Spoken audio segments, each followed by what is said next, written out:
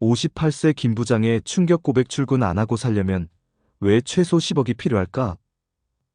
솔직히 이제 좀 쉬고 싶었어요. 매일 아침 눈 뜨자마자 오늘도 출근해야지 하는 생각이 지긋지긋했습니다. 이건 58세 김 부장이 제게 털어놓은 말입니다. 30년 넘게 회사에 충성했고 과장, 차장, 부장까지 올라섰지만 정작 은퇴가 눈앞에 오자 머릿속이 하얘지더랍니다. 그래서 물어봤어요. 김 부장님, 얼마나 모으셨는데 좀 쉬시려고요? 김 부장은 씁쓸하게 웃더니 통장 잔고를 보여주더군요. 총액 3억 정도. 대출은 다 갚았다고 했지만 그게 전부였어요. 근데 이 돈으로 쉴 수 있을까요? 출근 안 하고도 살 수 있을까요? 그의 표정엔 진심 어린 두려움이 묻어나 있었어요. 우리가 막연히 꿈꾸는 출근 안 해도 되는 삶이란 게 얼마나 많은 준비가 필요한지 그는 이제야 뼈저리게 깨닫고 있던 겁니다. 많은 사람들이 그래요. 이제 나도 좀 쉬자, 매일 지하철, 버스 타는 삶 이제 끝내고 싶어라고. 하지만 현실은 냉정합니다. 은퇴 후 아무 수입 없이 살겠다고 하면 단순히 생활비뿐 아니라 의료비, 예비비, 물가 상승까지 계산해야 합니다. 김 부장님 사례를 바탕으로 은퇴 후 진짜로 출근 안 하고 살기가 얼마나 드는지 구체적으로 살펴볼까요? 첫째, 생활비는 생각보다 적게 줄지 않습니다. 김 부장은 회사 다니면 돈을 많이 쓰지 않냐, 집에 있으면 덜 쓸 거다 생각했대요.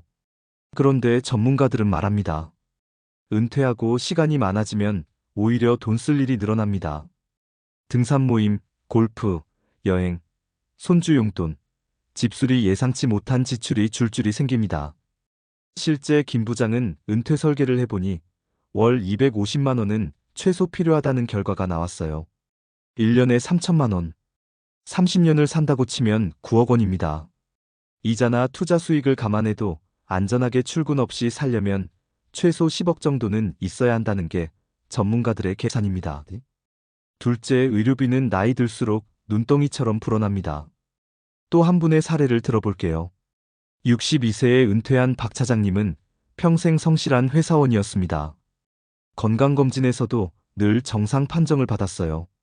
하지만 은퇴 3년 만에 갑자기 당뇨가 심해졌고 무릎 관절이 망가졌습니다. 매달 병원비로 30만 원 넘게 나갔어요. 수술비 700만 원도 한 번에 나갔고요. 이런 의료비는 공적보험이 있어도 본인 부담금이 상당합니다. 전문가들은 65세 이후 의료비를 평균 연 400만 원 정도는 잡으라고 권합니다. 노후에는 의료비가 생활비 못지않게 큰 변수죠. 셋째, 물가 상승을 얕보면 파산이 코앞입니다. 또 다른 예로 55세에 조기 은퇴했던 이 과장님이 있어요. 당시 가진 돈이 5억이었는데 20년은 충분히 산다고 계산했대요. 그 계산이 틀린 건 물가 상승을 너무 낙관적으로 본 탓이었습니다. 매년 3%만 올라도 20년 후엔 생활비가 1.8배 가까이 오릅니다.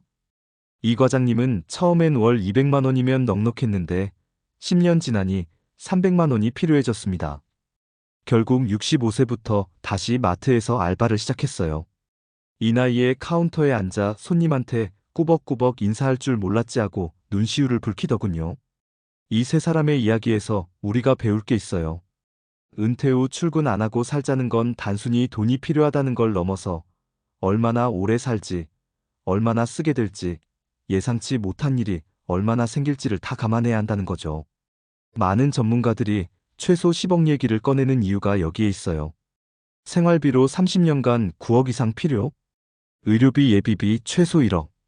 인플레이션, 긴급비, 가족 지원까지 더하면 추가 여유 자금이 필수. 그렇다고 이 이야기가 절망적이기만 한 건 아닙니다. 김 부장님도 상담 후 계획을 완전히 바꿨어요. 이젠 아예 일 안 하고 살진 못하더라도 반은 일하고 반은 쉬면서 살자. 파트타임, 컨설팅, 유튜브, 작은 가게 다양한 소득원을 고민하고 계세요. 박 차장님은 병원비가 늘어나자 건강관리를 본격적으로 시작했습니다. 매일 걷기 운동하고 식단을 바꾸자 약값이 줄었어요.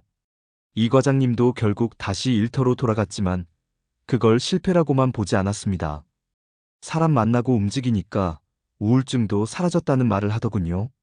이처럼 출근 안 하고 살 자유는 달콤하지만 그 자유를 살 수 있는 가격표는 싸지 않습니다. 대신 방법은 있습니다. 자산 계획을 정밀하게 다시 세우기, 건강관리로 의료비를 줄이기, 소규모라도 계속 수입원 유지하기. 혹시 지금 이 글을 보고 이제 나도 좀 쉬고 싶다고 생각 중이신가요? 꼭 한 번은 계산기를 꺼내 보시길 권합니다.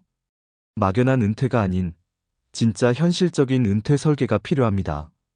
그걸 해두면 완전히 출근 안 하고 살 순 없어도 최소한 덜 일하면서도 즐겁게 사는 은퇴를 만들 수 있습니다. 김 부장님처럼 나중에야 왜 이걸 미리 몰랐을까 후회하지 않도록. 이게 오늘 제가 드리고 싶은 이야기입니다. 이제는 아까 이야기의 감정적 공감에서 한 단계 더 들어가서 전문가적인 시각으로 출근 안 하고 살려면 최소 10억이 필요하다는 계산의 실제 논리와 방법을 좀 더 구체적이고 실용적으로 풀어볼게요. 그냥 10억 필요하다는 말이 너무 막연하다고 느끼실 수 있어요. 실제로 상담하다 보면 그게 왜 10억이나 되나요? 너무 과장된 거 아니에요? 라고 물으시는 분들이 많습니다. 그래서 아래는 정말 현실적인 숫자와 계획, 그리고 꼭 알아야 할 포인트들을 담았습니다. 먼저 은퇴자금 계산은 아주 단순한 질문으로 시작합니다. 월 생활비가 얼마면 편하게 살 수 있나요? 이게 핵심이에요. 한국에서 은퇴자 상담할 때 제일 많이 나오는 대답은 한 달에 200만 원 정도면 되지 않을까요? 예요. 근데 여기서부터 함정이 시작됩니다. 세금과 건강보험료를 빼면 실제 손에 쥐는 돈이 줄어든다. 연금소득이든 월배당이든 일정 금액 이상이면 과세 대상이 됩니다. 또 지역가입자로 전환된 국민건강보험료도 크게 나올 수 있어요. 실제 은퇴자들 사례에서 월소득 250만 원으로 설계했는데 건강보험료가 2,030만 원 붙으면서 생활비가 모자란 경우가 너무 많습니다. 실제 팁. 국민건강보험료는 예상 연소득의 약 7% 정도로 추정해 보세요. 소득 구조를 다양화해 한 소스에 과세가 집중되지 않도록 분산하세요. 물가 상승률을 반드시 넣어야 한다. 많은 분들이 은퇴 후 지금 월 200이면 충분하겠다라고 말해요. 하지만 65세 기준 기대여명 25년이라고 하면 25년 동안 물가가 오르는 걸 고려해야죠. 한국은행이나 통계청 기준으로 물가 상승률을 연 23% 잡으면 25년 뒤엔 생활비가 약 1.8배가 됩니다. 계산 예시. 지금 200만 원 25년 후엔 약 360만 원 필요. 평균 잡아도 월 280만 원 정도는 예상의 안전. 실제 팁. 은퇴 플랜 짤 때는 고정 생활비 1.51, 8배를 장기 평균으로 잡으세요. 매년 재점검하면서 조정하는 게 중요합니다. 의료비는 별도 항목으로 잡아야 한다. 평균치로 보통 연 400만 원 정도 얘기합니다. 하지만 평균은 분산된 값이라서 실제로는 편차가 큽니다. 만성질환 관리만 잘해도 월 10만 원 정도로 유지 가능. 수술이나 입원 한 번이면 1,000만 원 단위로 나갈 수 있음. 실제 사례. 한 66세 여성 고객은 1년에 500만 원 이상 병원비가 나갔습니다. 반면 매일 운동하고 철저히 식단 관리한 68세 남성은 1년에 100만 원도 안 나갔습니다. 실제 팁. 의료비 예비자금은 최소 1억 원 별도로 계획. 건강관리 투자운동. 식사, 정기검진과 최고의 절감책. 주택 유지비와 리모델링 비용을 잊지 마세요. 한국 은퇴자 상당수는 작가에 거주하지만 관리비, 수리비가 무시 못합니다. 엘리베이터 교체 분담금, 외벽 도색, 보일러 교체 등 보통 10년에 한 번 대규모 수리비가 수백 수천만 원 나가기도 해요. 실제 팁. 주택 유지비를 매년 10만 200만 원씩 따로 잡아두세요. 주택 노후화 상태를 점검해 큰 수리비가 언제쯤 나갈지 예상해 보세요. 가장 간과하는 긴급자금. 손주 결혼, 자녀 위기 지원, 상속세, 경조사. 나는 안 줄 거야 해도 실제로는 주게 됩니다. 실제 사례. 72세 할아버지가 손주 결혼자금으로 3천만 원을 지원해 은퇴자금이 급격히 줄어든 사례가 있습니다. 이런 지출은 대부분 계획에 안 넣어요. 실제 팁. 긴급자금 계좌를 따로 만들고 최소 2천 5천만 원 확보. 사용 후 반드시 다시 채우는 습관. 안정적 현금 흐름 설계하기. 많은 은퇴자들이 목돈이 있으면 된다고 생각합니다. 하지만 은퇴자금이 은행에 묶여서 흐름이 끊기면 생활비를 꺼내 쓰려면 원금을 깎아먹게 돼요. 실제 팁. 공적연금, 국민연금, 기초연금을 최대로 활용. 개인연금, 월배당 ETF, 임대소득 등 다양한 소득원 확보. 세개의 소득주를 만들라는 3층 소득 구조를 목표. 마지막으로 은퇴 후에도 일할 계획을 고려하세요. 많은 분들이 완전히 안 일하고 싶다고 말씀하세요. 이해합니다. 하지만 현실적으로 보면 파트타임, 프리랜스, 자문, 작은 상점 등으로 월 5만 100만 원이라도 벌 수 있으면 설계가 완전히 달라집니다. 실제 사례. 60세 컨설턴트가 은퇴 후 월 100만 원만 벌어도 필요 자산이 23억 줄어듭니다. 65세에도 마을버스 운전으로 월 80만 원 정도 벌며 연금을 보태는 사례. 실제 팁. 좋아하는 일, 잘할 수 있는 일을 미리 탐색. 건강 유지가 곧 노동력 유지라는 생각으로 생활 습관 관리.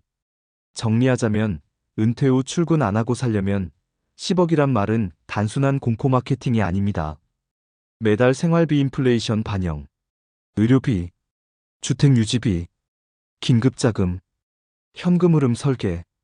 이걸 다 감안한 현실적인 계산이에요. 지금 50대시라면 아직 늦지 않았습니다.